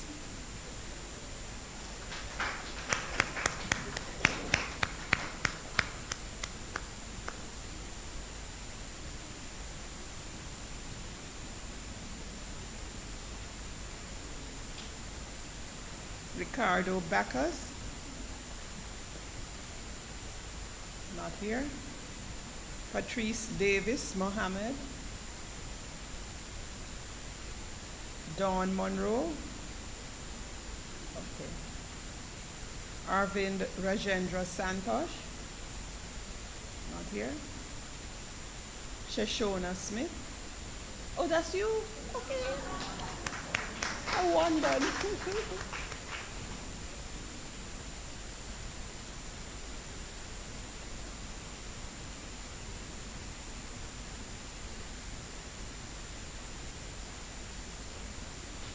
From the Faculty of Social Sciences, Professor James, can you please do the honors? And if your name is here, Professor James, you won't be handing out to yourself. No, I'm not seeing it here.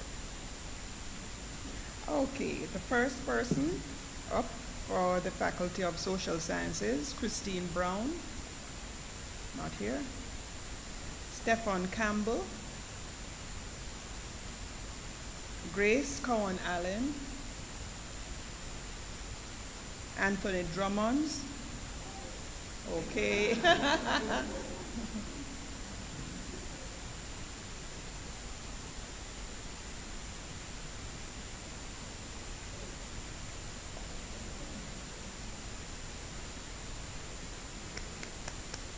Let's give him a round of applause.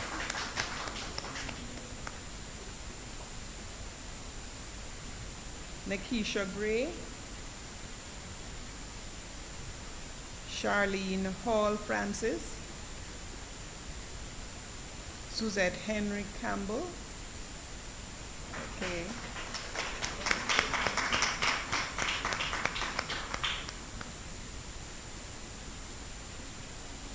Javon Henry,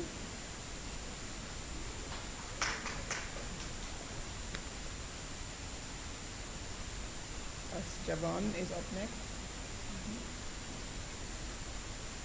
Edris, and after Javon, Edris Henry is Edris Johnson, sorry. Can get ready. Not here. Okay. Kavita Johnson. Okay. All right. O'Neill Jones.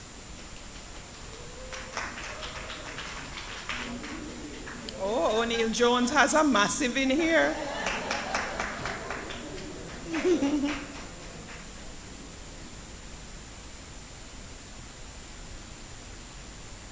Okay.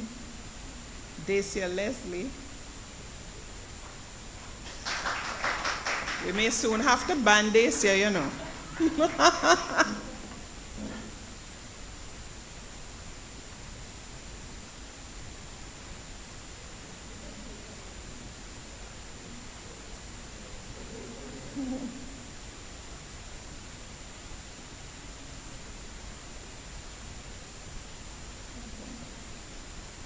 Vanda Levy Macmillan.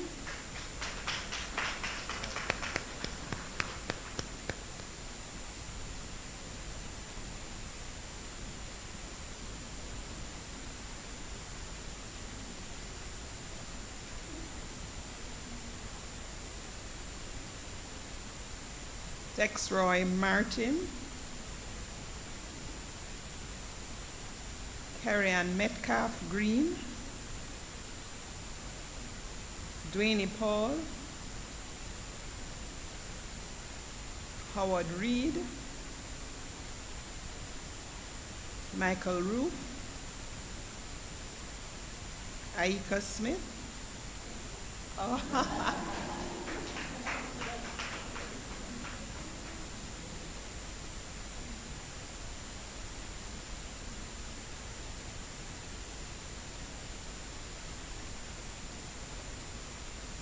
Tanya Smith. Is this Nikisha Spencer again? Another one up to be banned.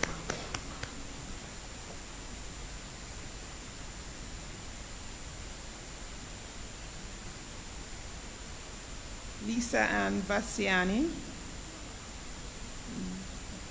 Valerie Vira, and last but certainly not least, Kevin Williams. Sir Kevin.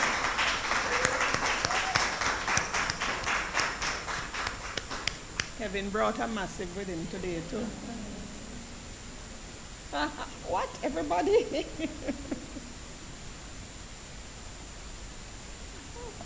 And that brings us to the end of the awards. Remember, it's on the way, it's on the way. I hear that it reached Moran Point. I hear that they reached Moran Point. All right? So that's the end of that part of our program. Now, yes. Now, I want to, well, this, I think, I don't, Dr. Chisholm, I don't remember if I did this last year, but anyway, I've enjoyed it this year.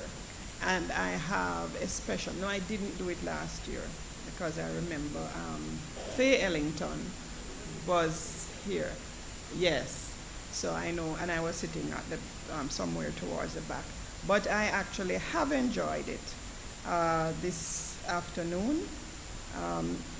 Of course, as you know, we don't have what we wanted to have. However, nevertheless, I think it has been a good function. I particularly enjoyed the address by Dr. Bell Hutchinson. I didn't know that she had anything more to say, you know, in her than she already left at UWI and at CMA. But this idea of the no, I found it, I really was, you know, entranced by it. Really had me thinking, especially when you talked about mathematics and linking mathematics, education, and social justice. I thought for that, that was really, I mean, I wish I knew that long ago, right? It's something I wish I knew long ago about. And the whole idea of teachers knowing their own value, what their unique value is to in the classroom and to their students, I think that that is something that all of us in here, teachers or not, should take away. That is, I think, an excellent takeaway. Now, the impromptu remarks by Dr. Allen, of course, were also very, very appropriate, and there I found that there was much in that for us to reflect on and to, you know, try to practice, take practice from. So I want to thank them both for those contributions. And I want to, I mean, I am not doing the vote of thanks, but I want to say my own thanks anyway, right? To everyone for being here. And, you know, for those of us who, or those of you who filled in for others and so on, thank you for stepping up to the plate. And thank you to Mrs. Fraser for her items, which were so appropriate. So with that, I will take my seat and ask Miss Barkley, who has really, Miss Barkley is very new at CETL. Is it 1 month yet, Miss Barkley? It's 1 month. And she had to jump in, she had to just wash her feet and jump right in to all of the planning for this. And I mean, Miss Barkley has done very well. I would like us to give her a special round of applause. So I will ask Ms. Barkley to come and move the vote of thanks. And then afterwards, you'll have time to catch up over refreshments at courtesy of Dr. Chisholm's CETL. I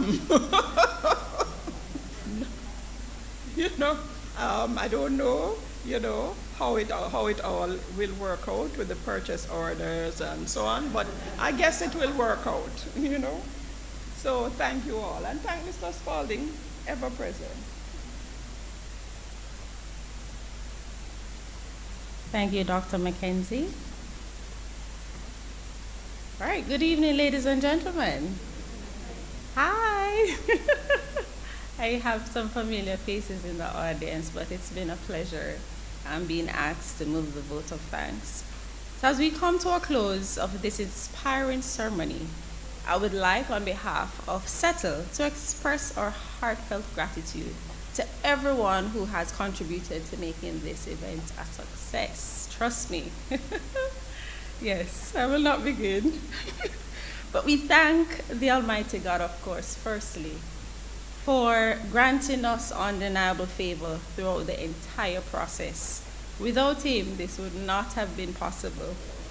We extend our sincere thanks to our distinguished guest speaker, Dr. Camille Bell Hutchinson, for her thought-provoking keynote address on maintaining excellence in the era. No. Your insights has undoubtedly left a lasting impression on all of us. Trust me, I'm listening to your presentation and I'm like, wow. Someone asked if you had a PowerPoint presentation, and it felt like all of that came from here. And it goes to show your experience over the years, having been in the spaces that you have been. So we are deeply grateful to Professor Denzel Williams, or Pro Vice Chancellor and Principal, and the Professor Marvin Reed for sending greetings as well as their support in this important initiative. Our appreciation goes to Dr. Chisholm, our boss, and Mr. Michael Card, for their informative statements on the Faculty Teaching Awards and the Course Experience Review exercise, respectively. Thank you, gentlemen. Of course, a special thank you is extended to Dr. Beryl Allen. I remember meeting Dr. Beryl Allen for the first time, and when she walked through the door, she's like, "Do you know my face? Can you identify who I was?" And yes, I could have, of course. So Dr. Beryl Allen, we thank you, for whom the Innovative Teaching Award is named after, and for your continued dedication to excellence in university teaching.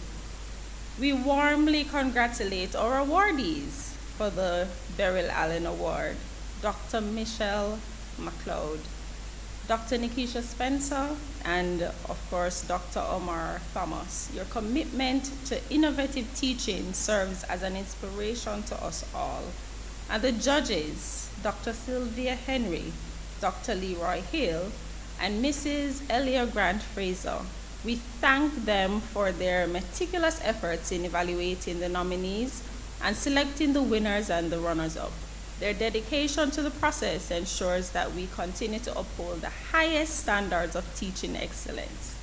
So of course, we must also acknowledge all the faculty members who have scored high marks. Come, give yourselves a round of applause for having achieved a high score on the course evaluation review. Your dedication to your students' learning experience is truly commendable.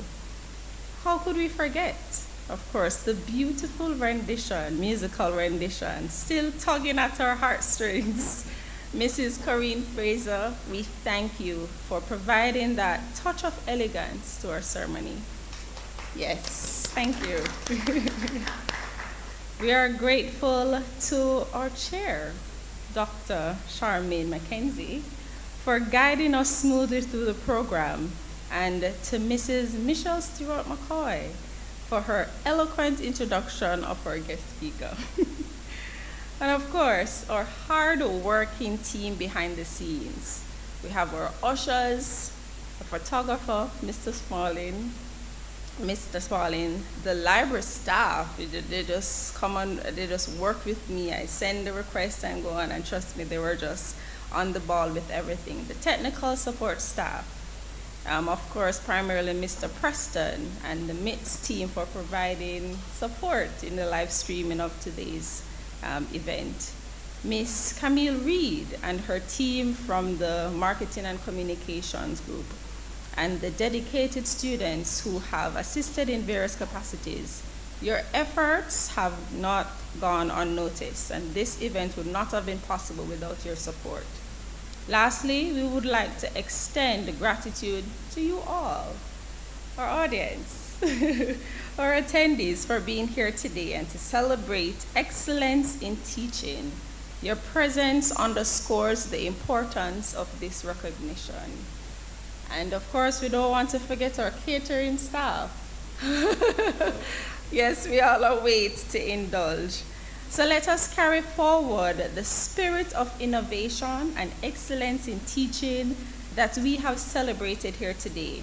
So please join us in some delectable refreshments and cocktails as we celebrate this evening's achievements together. Thank you all, and have a wonderful evening.